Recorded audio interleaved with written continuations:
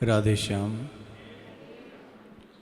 श्रीमद्हंससमारम्भां सनकादिकमध्यमाम् अस्मदाचार्यपर्यन्तां वन्दे गुरुपरम्पराम्। अखण्डमण्डलाकारं व्याप्तं येन चराचरं तत्पदं दर्शितं येन तस्मै श्रीगुरुवे नमः। बोलो प्रियाकांतजू सरकार की जय, श्री सद्गुरुदेव भगवान की जय, श्री निम्बार्क भगवान की जय। देखिए, गुरु एक ऐसा विषय है जिसके बिना लोक और परलोक दोनों ही व्यर्थ हैं। अगर हम कहें कि गुरु का मतलब क्या है, बोले जो हमें ज्ञान दे। गुरु का मतलब क्या है, जो हमें मार्ग प्रदर्शित करे। गुरु का मतलब क्या है, जो ईश्वरीय संबंधी मार्ग का दर्शन हमें हमारी उंगली पकड़कर गोविंद की राह पर चला दे, वो गुरु है। वैसे भी अगर देखा जाए तो संसार में भी बिना गुरु के कुछ है तो नहीं। आपकी माँ हैं, वो पहली गुरु हैं, जो माँ ये बताती है कि ये पिता हैं, ये दादा हैं, ये दादी हैं, तो हमें ये बोध होता है कि ये हमारे अपने निज हैं। चाहे पिताजी हमारे पूजनीय हैं, दादी हैं, दादा हैं, भाई है, बहन है। जब माँ हमें ये बोध कराती है कि तुम्हारे रिश्तों में ये लगते हैं, तब हमें रिश्तों का बोध होता है। पिताजी हमें व्यवहारिक बोध कराते हैं कि तुम्हारे परिवार में ये ऐसा है, गांव में ऐसे रहना चाहिए, शहर में ऐसे रहना चाहिए, गली मोहल्ले में ऐसा व्यवहार करना चाहिए। तो संसार के व्यवहार को जनाने वाले गुरु जी जो हैं वो हमारे पिताजी हैं। रिश्तों को बताने वाली जो गुरु हैं वो हमारी माँ हैं। जो स्कूल इत्यादि का ज्ञान कराने वाले हैं वो हमारे टीचर्स हैं, वो भी गुरु हैं।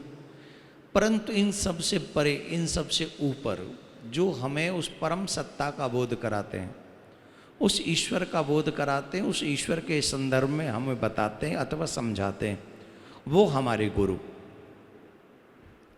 और उनके बताए हुए मार्ग पर चलने के बाद, जैसे माँ ने बताया तो संबंध समझ में आ गए, पिताजी ने बताया तो व्यवहार समझ में आया। अब हम नहीं माने उस व्यवहार को तो सब व्यवहार में हमारी कोई रीझ बूझ नहीं रहेगी। संबंध हम नहीं माने तो रिश्तेदार हमें 2 पैसे का नहीं पूछेंगे। टीचर्स ने जो हमको सिखाया अगर हम उस पर अप्लाई ना करें, उन्हें स्वीकार ना करें, तो फिर हमारा वो जो गणित है, जो ज्ञान है, जो विज्ञान है, उसमें हमारा कोई संबंध नहीं रह जाएगा, उसमें हम कहीं कुछ पा नहीं सकेंगे। वैसे ही अध्यात्म जगत में, स्पिरिचुअल लाइफ में अगर हमारे गुरुजी ने हमें कुछ ज्ञान दिया, ईश्वरीय संबंधी मंत्र दिया, मार्ग का दर्शन कराया, अगर हम उस पर न चलें तो इसमें गुरुजी का तो कुछ नहीं जाता, लेकिन हमारा ही जाने वाला है। क्योंकि हमें जो प्राप्त करना है गुरुजी के वचनों पर चलकर, या जिस उद्देश्य के साथ हमने गुरु मंत्र लिया था, वो तो हमें प्राप्त होगा ही नहीं, क्योंकि हमने उनकी बातों पर माना नहीं। और वैसे भी आजकल तो समाज में जो विकृति है, वहाँ आप एक अच्छा काम करो 10 तो आपकी बुराई करते हैं। लोग भगवान को नहीं छोड़ते, लोग गुरु को भी नहीं छोड़ते। अब हमारे ही परिवार में हम भगवान का भजन करते हैं, हम गुरु जी की पूजा करते हैं, लेकिन 4 लोग हमारे ही परिवार में जो कह देते हैं, अरे राम पता नहीं किस गुरु के चक्कर में पड़ गया है, घर का तो कोई काम करता नहीं है, बस ये माला लेके बैठा रहता है। और तुम और माला घनी कर दो तो वो और गाली देने लग जाते हैं, वो और चिढ़ने लग जाते हैं। और इतने चिढ़ते ही नहीं, वो गुरु जी को भी गाली देते हैं। उनको इतनी नफरत हो जाती है कि जिस गली में गुरु जी का आश्रम हो, वो उस गली, उस गाँव में नहीं जाना चाहते। तो ये जब इनका सामना भी करना है, इनको फेस भी करना है, और अपनी श्रद्धा निष्ठा जो है वो मजबूत रखनी है, उसके बाद अपने गुरु के बताए हुए मार्ग में चलना है, तो अंततो गत्वा जिस भाव से आपने गुरु मंत्र लिया है मोक्ष प्राप्ति के लिए, भगवत प्राप्ति के लिए, सदमार्ग पर चलने के लिए, वो प्राप्त तभी होगा जब दुनिया की हर बुराई रूपी लहर से लड़ते हुए अपने संकल्प रूपी जहाज को समुद्र में चलाते रहोगे।